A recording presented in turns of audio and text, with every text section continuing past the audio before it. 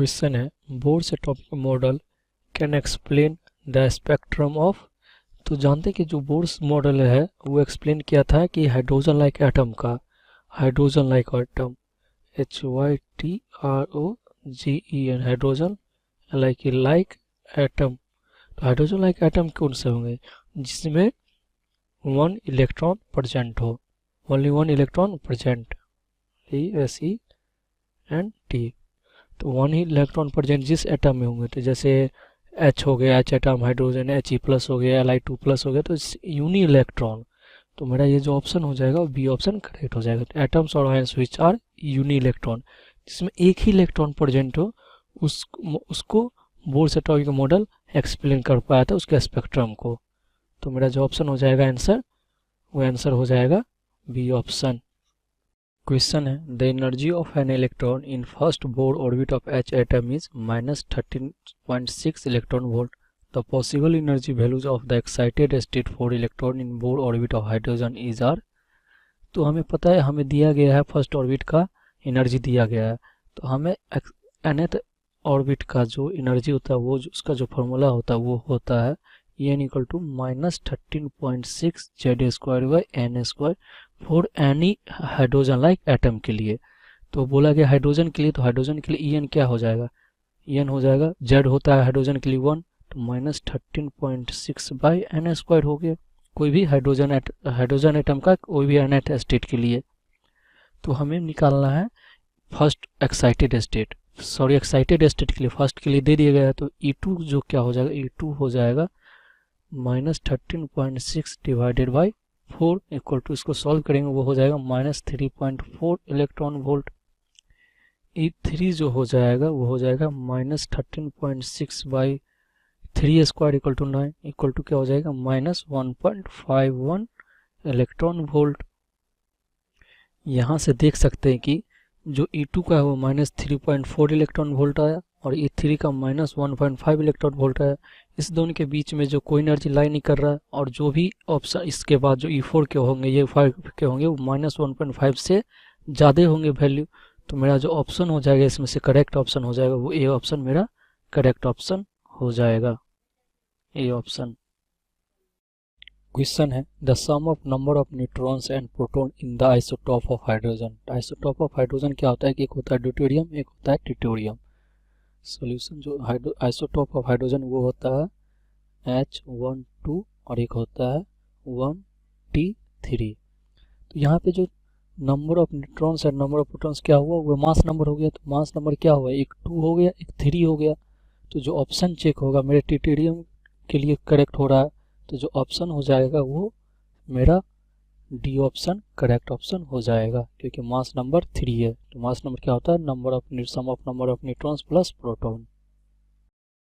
Hello friends, the question is when an alpha particle are sent through a thin metal foil, most of them go straight through the foil because. So the answer is most part of the atom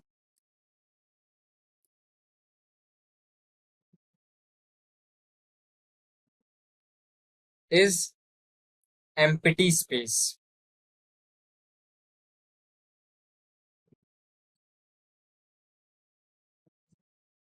As there is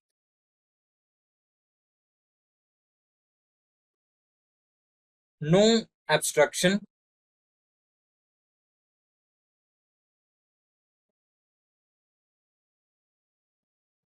in the path of alpha particle. And the second important point is the density of the nucleus is very high.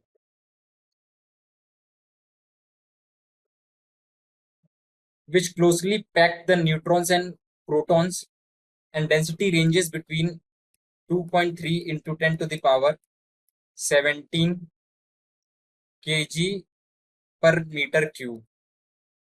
This also impacts on the empty space of the atom and make the atom empty and helps the alpha particle to move easily.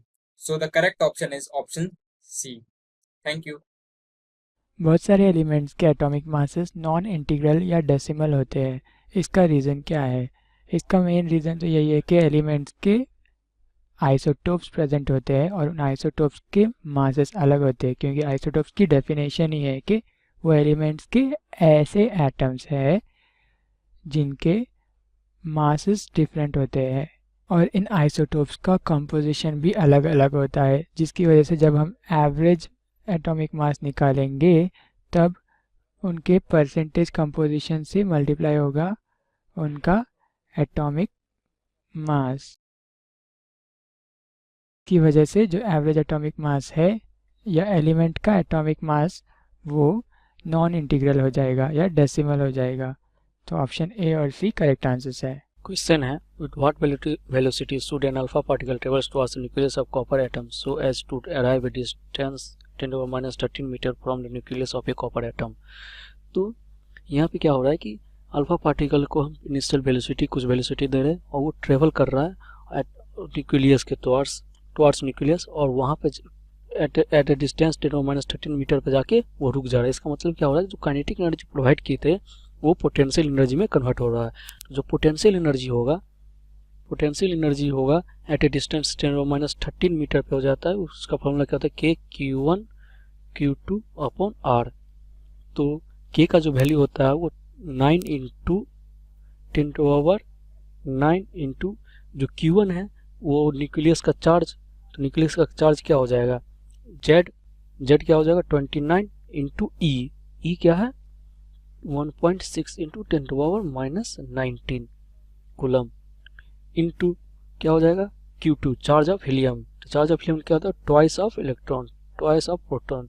Helium particle का charge होता है He2+ होता है He+, तो 2 into 1.6 into 10⁻−19 और जो distance है वो है 10⁻−13 मीटर।